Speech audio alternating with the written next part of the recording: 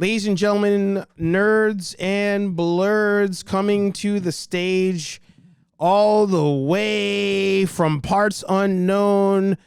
He was special requested by the one and only Yukon Phil. Ladies and gentlemen, we have T3 Connects in the house. Oh, good to see you. I have my stupid face on here. Man, 2 out of 10 review on that thing, huh? Yep, 2 out of 10. You and the Man Collects, I feel, are single-handedly keeping McFarlane alive. This is the size of the box. Wow. Tiny. Yeah, I got nothing on that one. Garbage. That one. I wanted Todd to win with that. I'm not gonna lie, because I was hoping at some point we get the tumbler, and then it's like, all right, you put that next to the tumbler, you know, all that good stuff. But man, that was rough. How you doing? I was gonna say, I'm good. Yukon's leaving. Perfect. You guys. So what do you think? Should Millennium do the Halo helmet or Cad Bane hat? What do you think? I said Cad Bane. Cad Bane. All right. I like that. Millennium says, I feel like I just lost my nerd buzz. Man, T3, you have an effect on everybody here. What can we say? Let me switch over here and get you on screen. What is that to your left, in case people don't know? Or your right, my left. There's a Masters thing. Oh, the Masters of the Universe? Yeah, look at that thing. Wow.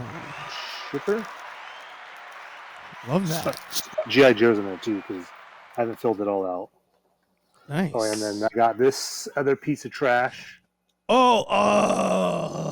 It's actually not that bad. I haven't opened it, but I've seen it in person. It's actually not that bad. It's actually 100 times better than the Batmobile and this garbage right here. Garbage. I'm so mad at that. Were they the same price? The two of them? This was $62.99. I don't remember. I think that was $62.99, and then this was $67. I honestly don't remember what this was, but this is. I got the box, and I was like, "There's no way that this is the Batpod." I was expecting a size of like this, yeah, or maybe a little bit smaller than that. This, I was like, God, yeah. Todd, man, he just. Man Collect says, I think they both were $69.99. That's crazy. They both.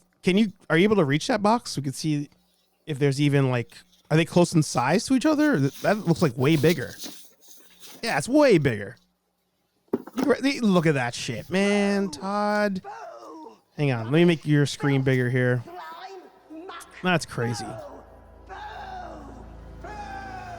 I think the only cool thing is that, quote unquote, price consistency, but man, that's wild. Consult a blind guy in the house. Good to see you.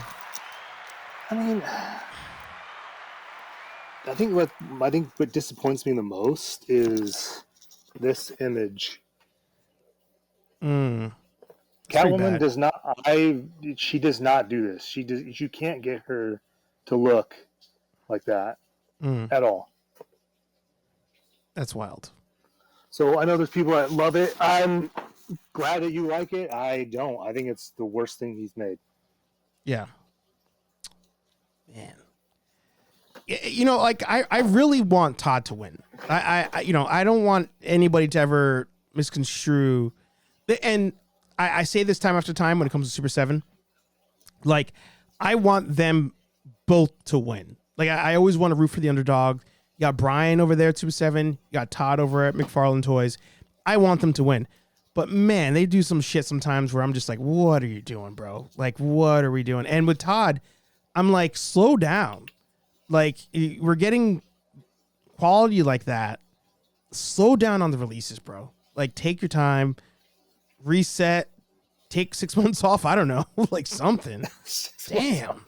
Yeah, I don't know. Like, I just watched this YouTube, not channel, comicbook.com. They did a thing with McFarlane that just went up on YouTube, I want to say 2 or 3 days ago. So they go to McFarlane's, almost said shop, his studio in Arizona, and he kind of like goes through his history of when he was a kid and drew comics and all the way through, you know, the movie and the toys and the comics. And it was very interesting. I mean, I already knew that Todd McFarlane was a collector, but I didn't know how much of a collector he was. Oh, yeah.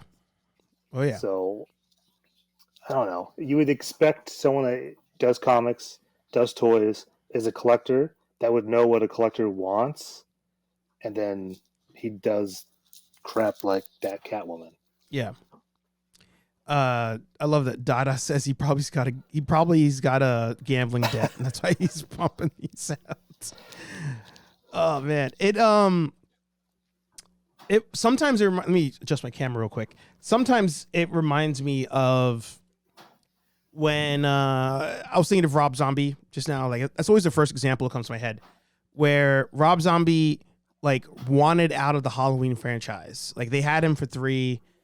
He made 1. They made his life a living hell. He's like, look, I'm gonna make 2, and I'm done. I'm fucking out. And they're like, all right, cool. And he made that thing a dumpster fire. Although seeing other movies since then, I'm like, maybe you didn't intentionally make it a dumpster fire. But either way, he was like, I just want to like knock this one out. I just got to knock it out and get out of here. Like sometimes I get that vibe from McFarlane, but then when he resigns, like he renewed his DC license and now he's on Hasbro. I'm like, bro, like obviously somebody's too overworked, or you're making promises for way too many figures that like we don't need them at all. Yeah, he mentioned in that video that he used to have to sign off on every figure, and now he doesn't. He's at the point where he trusts his people to take care of that. And I'm like, well, maybe you need to take back that control, because man, you got some quality control issues, reissues, repaints, garbage vehicles.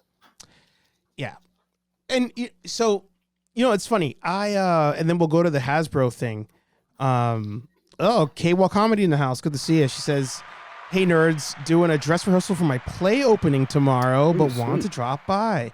Hey, let us know how that goes. Share, pictures on Instagram, all that stuff. If you're in the Philly area, maybe, or Baltimore, let us know. So if there's tickets we can help advertise for you, please let us know. Lost my chain of thought there. When it comes to, trusting somebody else to like sign off on stuff, like a lot of us like to think that like we would know best for a company and we would make the better decisions. But a lot of times I feel like we're Monday morning quarterbacks and don't realize it. And I think the first time I realized that was the G.I. Joe Dragonfly. When they announced actually before that even, the Hiss Tank. When they announced the Hiss Tank, I was like, I don't know if that's like a highly in demand type of thing. And huge success. Like that thing killed it. When they announced the Dragonfly, I was like, well, the Hiss Tank's not even delivered yet. Like, are people really going to back another vehicle already before they killed it? Omega Prime, like they killed it. So I wonder if there are things that, if we're in the room and they're like, hey guys, we're going to do a vampire series of these McFarlane figures and these other 10 that come out in that wave, if we'd be like, whatever, like these 2 are good enough, the rest of them, whatever. Like, I don't know, like what our decision making would be as fans. But I don't know. I think that I've realized, because I haven't read comics or paid attention to the comics, DC Comics or Marvel in a long time. Mm-hmm. But it seems like all the stuff he's coming out with is a lot of the modern comics that are out within the last 5 years. So the DC versus Vampires, I know has been out. So that, whatever. I get it. I actually like that line. I think the Robin's the weakest one. But that Nightwing, oh my God, that looks good. Yeah. Well, something else that was announced this week, and going back a step to